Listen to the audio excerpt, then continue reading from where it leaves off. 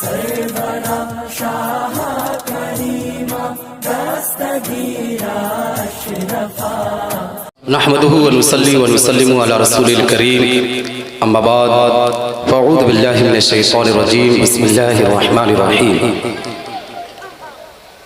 يا ايها الذين امنوا اتقوا الله وكونوا مع الصادقين صدق الله المولانا العظيم وصدق رسوله النبي الامين المتين الكريم الرؤوف الرحيم ونحن على ذلك لمن الشاهدين والشاكرين والحمد لله رب العالمين آمین یا رب العالمین۔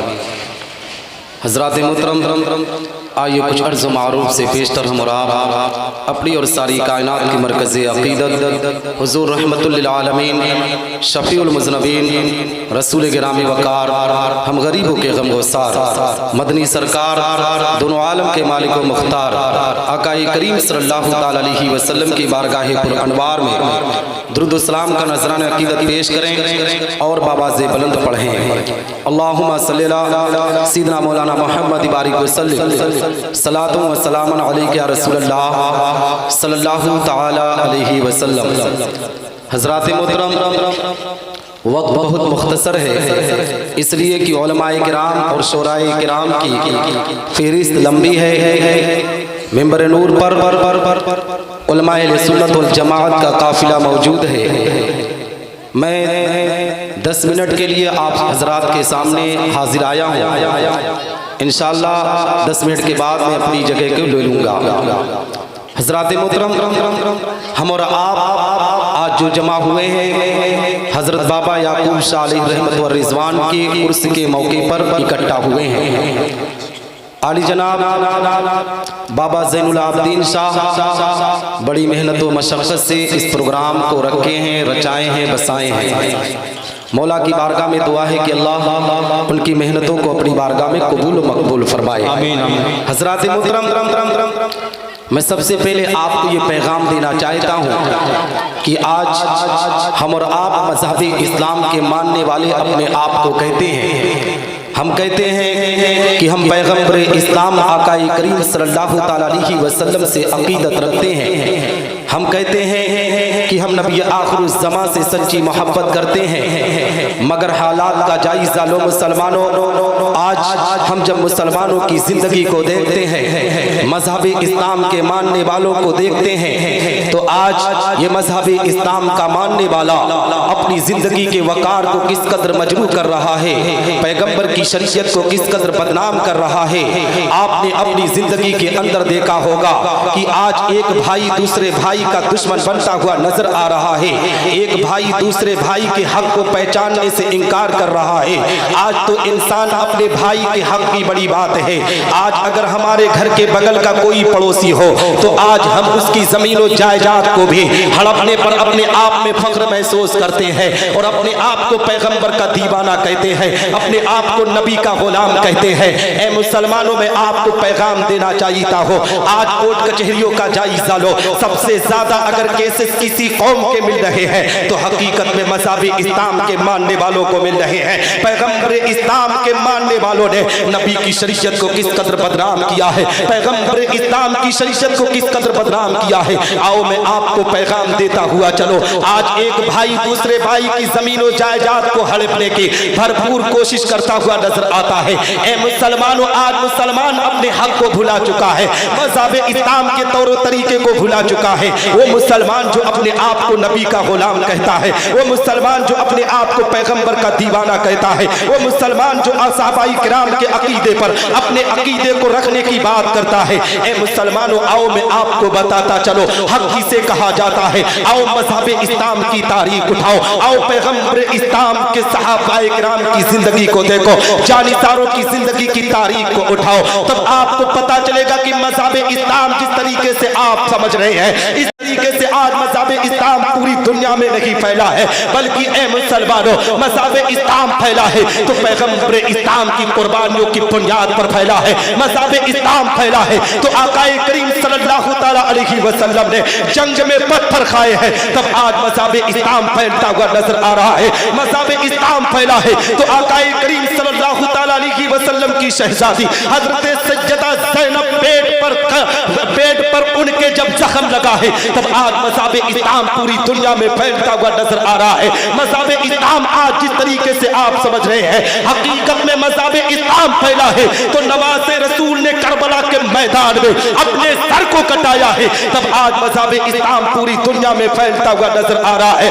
اے مسلمانوں مذہب اسلام پھیلا ہے تو جس طریقے سے آپ سوچ رہے ہو کہ آج اپنے آپ میں زندگی کے مست ہو کر نہ نماز پڑھنے کا وقت تمہیں ہے نہ اپنے آپ میں قرآن کی تلاوت کا وقت ہے بلکہ اے مسلمانوں جن بزرگان دین سے عقیدت کی بات تم کرتے ہو جن بزرگان دین سے محبت کی تم بات کرتے ہو ذرا غوث اعظم کی ہسٹری کو اٹھاؤ.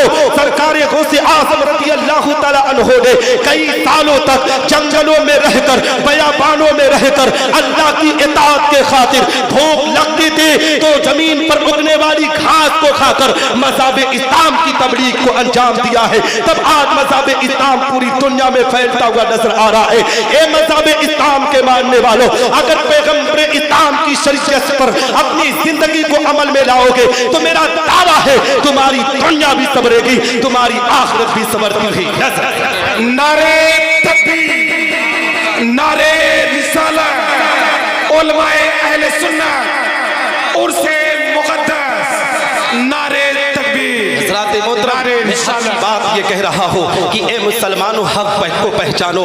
آج مسلمان اپنے حق کو نہیں پہچان رہا ہے. آؤ پیغمبر کے جانثاروں کی زندگی کو دیکھو. میرے آقا پیغمبر اسلام آقا کریم صلی اللہ تعالیٰ علیہ وسلم کے صحابہ ہیں ایک جنگ میں شرکت کر رہے ہیں. اے مسلمانوں جنگ کرتے کرتے 10 صحابائی کرام کو اپنے آپ میں شدید زخم ہو جاتی ہے. اپنے آپ میں پیغمبر اسلام کے دیوانے نیزہ کھاتے ہیں. کسی کا گلا کٹتا ہے کسی کے سر میں چوٹ آتی ہے کسی کے پیٹ کو چاک کر دیا جاتا ہے. اپنے آپ میں جب پیاس کی شدت انہیں ہوتی ہے تو العطش کی پکار کرتے ہیں. میرے آقا پیغمبر اسلام حکم دیتے ہیں کہ اے میرے پیارے صحابہ اس قافلے کے اندر اس لشکر کے اندر تم پانی کو تلاش کرو. جب پانی تلاش کیا جاتا ہے تو جانتے ہو اس لشکر کے اندر ایک پیالہ پانی ہی ملتا ہے. اس ایک پیالے کو لایا جاتا ہے نبی کی بارگاہ میں پیش کیا جاتا ہے. آقا کریم صلی اللہ تعالیٰ علیہ وسلم ارشاد فرماتے ہیں کہ اس پانی کے پیالے کو لے جاؤ اور صحابائی کرام کو پلا دو. جو 10 صحابائی کرام زخمی ہو چکے ہیں جب اس پانی کے پیالے کو لے کر صحابائی کرام کے پاس پہنچا گیا ہے. اے مسلمانوں جو لوگ حق کو نہیں پہچانتے ہیں انہیں میں پیغام دینا چاہتا ہوں کہ مذہب اسلام کی حقانیت کو سمجھو نبی کے پیغام کو سمجھو. حقیقت میں صحابی رسول جب پہلے صحابی کے پاس پہنچے ہیں پانی کے پیالے کو لے کر پہنچے ہیں اور پہنچنے کے بعد پہلے صحابی سے کہتے ہیں اے صحابی رسول اس پانی کو پی لو. 10 صحابائی کرام کی سب موجود ہے. پہلے صحابی کو پانی دیا گیا ہے. پہلے صحابی نے اپنے چہرے کو دوسرے صحابی کی طرف دیکھا ہے. کیا دیکھتے ہیں کہ ان کے گلے میں زخم ہے وہ اپنے آپ میں پیاس کی شدت سے تڑپ رہے ہیں. صحابی رسول نے کہا اس پانی پر میرا حق نہیں ہے میرے بغل والے کو پانی پلا دو. جب دوسرے صحابی کو پانی دیا گیا ہے تو تیسرے کی طرف وہ نگاہ لگا کر دیکھ رہے ہیں. کیا دیکھتے ہیں کہ ان کے پیٹ میں اپنے آپ میں نیزہ لگا ہوا ہے. پیٹ سے خون کے قطرات نکل رہے ہیں. صحابی رسول نے کہا ہے کہ اس پانی پر میرا حق نہیں ہے بلکہ اس پانی کو تیسرے صحابی کو دے دو. اے مسلمانوں اسی طریقے سے 10 صحابائی کرام کے پاس پانی لے جایا گیا مگر صحابائی کرام نے ایک دوسرے کے حق کو پہچانتے ہوئے کسی نے پانی کو اپنے آپ میں نوش نہیں کیا. پھر اس پانی کو پیغمبر کی بارگاہ میں پیش کیا گیا. آقا کریم صلی اللہ تعالیٰ علیہ وسلم جب اس پانی کے پیالوں کو لے کر اپنے آپ میں صحابائی کرام کے پاس آتے ہیں کیا دیکھتے ہیں کہ جو صحابائی کرام پانی کی شدت سے تڑپ رہے تھے وہ اپنے آپ میں جام شہادت کو نوش کر چکے ہیں. مذہب اسلام کے وقار کو بلند کر چکے ہیں. میرے آقا نے ارشاد فرمایا کہ ان 10 صحابائی کرام نے مذہب اسلام کے حقانیت کے خاطر اپنے جان کی قربانی کو پیش کیا. حضرات محترم میں آخری بات کہنا چاہتا ہوں، وہ آخری بات جانتے ہو کیا ہے؟ یہ حق کی بات اس لیے کہہ رہا ہوں کہ آپ حضرات کے اندر آج سے بہت سی ایسی کمیاں ہیں۔ آپ نے دیکھا ہوگا مسلمانوں، اسی ملک ہندوستان کی سرزمین کا واقعہ جو آج سوشل میڈیا پر بڑی تیزی سے وائرل ہو رہا ہے، وہ گجرات کی سرزمین کا وہ احمد آباد کا واقعہ، جس لڑکی کا نام عائشہ تھا، کس طریقے سے اپنے آپ میں اے مسلمانوں اپنی زندگی سے تنگ آ کر کس طریقے سے خودکشی کی ہے۔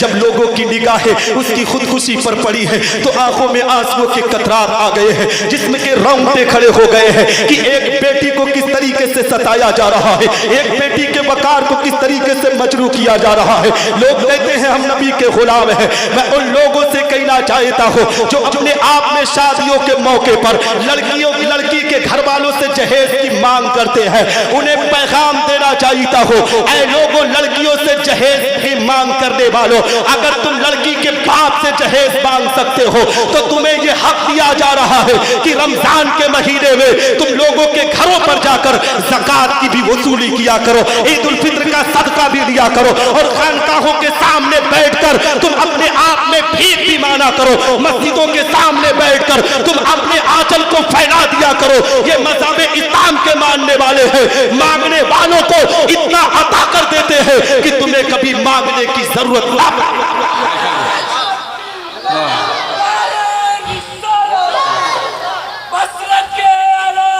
زندہ باد۔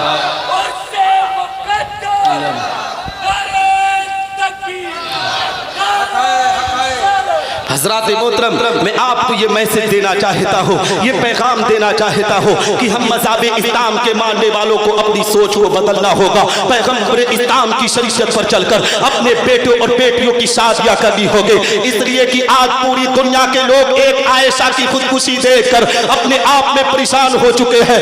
آپ کو پتہ نہیں ہے کہ اس ملک ہندوستان پر روز سینکڑوں عائشہ جیسی لڑکیاں اپنے آپ میں خودکشی کرتی ہوئی نظر آ رہی ہے، کوئی اپنے آپ میں گیس سلنڈر سے مرتا ہوا نظر آ رہا ہے، کسی کے گھر میں اسٹوو پڑتا ہے تو بہو ہی مرتی ہوئی نظر آ رہی ہے۔ مذہب اسلام کے ماننے والوں نے پیغمبر کی شریعت کو کتنا بدنام کیا ہے۔ اے مسلمانوں، اسی ملک ہندوستان کے اندر ہندوستان کے prime minister mister Narendra Modi نے آج سے کچھ سال پہلے اس ملک ہندوستان کے اندر ایک قانون، ایک بل کو پاس کیا تھا، اسے طلاق ثلاثہ کا نام دیا گیا تھا۔ اس سے یہ پیغام دیا گیا تھا کہ خواتین اسلام کی عزتوں کو اپنے آپ میں لوگ لوٹنے کی کوشش کرتے ہیں، طلاق ثلاثہ کی وجہ سے عورتوں کو مارا جا رہا ہے، بیٹیاں خودکشی کر رہی ہیں۔ میں نے 12 مارچ 2018 کے اندر دہلی کی ناگلوئی بہار کی کانفرنس میں ہندوستان کے پرائم منسٹر کو یہ میسج دیا تھا، وہاں کی یہ پیغام دیا تھا، اے ہندوستان کے prime minister mister Narendra Modi, اپنے کانوں کو کھول کر سن، اپنے آپ میں جو تم میسج کو عام کر رہا ہے کہ اس ملک ہندوستان کے اندر بیٹیاں طلاق کی وجہ سے ماری جا رہی ہے، مائیں طلاق کی وجہ سے ماری جا رہی ہے۔ ہندوستان کی ہسٹری اٹھا کر دیکھ، بیٹیاں طلاق کی وجہ سے نہیں ماری جا رہی ہے، مائیں طلاق کی وجہ سے نہیں ماری جا رہی ہے۔ اس ملک ہندوستان کے اندر اگر بیٹیاں ماری جا رہی ہے، مائیں ماری جا رہی ہے تو جہیز کی لعنتوں کی بنیاد پر ماری جا رہی ہے۔ اگر کوئی قانون پاس کرنا ہے، کوئی پارلیمنٹ کے اندر بل پاس کرنا ہے تو جہیز پر ایسا قانون لاؤ، ایسا بل پیش کرو کہ اگر ملک ہندوستان کے اندر کوئی لڑکا لڑکی والوں سے جہیز کی مانگ کرے گا تو اسے 4 سال کی سزا دوں گا، 10 سال کی سزا دوں گا۔ میرا دعویٰ ہے مسلمانوں، اگر اس طریقہ کا قانون لاگو ہو گیا تو ہندوستان کی بیٹیاں اپنے آپ میں محفوظ ہو جائیں گی، ہماری ماؤں کی عزت و وقار کی حفاظت ہوتی نظر آئے گی، اس ملک ہندوستان کے اندر امن و امان قائم ہوتا ہوا نظر آئے گا۔ یہیں پر میں اپنی گفتگو ختم کرتا ہوں، وقت بہت زیادہ ہو رہا ہے، وقت بہت زیادہ ہو گیا ہے، میں اپنی گفتگو کو ختم کرتا ہوں کیونکہ باہر سے علماء کرام تشریف رکھتے ہیں اور ان کو بلا کر میں ہی پورا وقت لوں یہ مناسب نہیں ہے۔ میں دعا کرتا ہوں کہ اللہ رب العزت عالی جناب زین العابدین شاہ کو دن دگنی رات چوگنی ترقی عطا فرمائے اور حضرت یعقوب شاہ علیہ الرحمت والرضوان کا فیضان ہم مسلمانوں پر جاری و ساری رہے۔ اور ایک اعلان آپ سماعت کریں۔ कि मोहल्ला नसीबगंज रोशन नगर लिडुआ महुआ में इंशाअल्लाह रब्बुल इज्जत आने वाली 1 अप्रैल को हुजूर सरकार गुलजार मिल्लत दामत बरकातुल कुदसिया की आमद हो रही है। वो ऐसी ज़ात है कि मुल्क हिंदुस्तान में एक नुमाया ज़ात और उनकी ज़ात से इंशाअल्लाह हमारा इलाका उनके ज़ात से इंशाअल्लाह उनकी बरकत से माला माल होगा और उनका कदम ही पड़ना हमारे इस गांव के लिए रहमत नूर की बारिश होना है। मैं दुआ करता हूँ अल्लाह रब्बुल इज्जत हमारे जितने भी भाई आए हैं अल्लाह इनको सलामत रखे। वाखिरु दावाना अल्हम्दुलिल्लाहि रब्बिल आलमीन। अस्सलामु अलैकुम व रहमतुल्लाहि व बरकातुहू।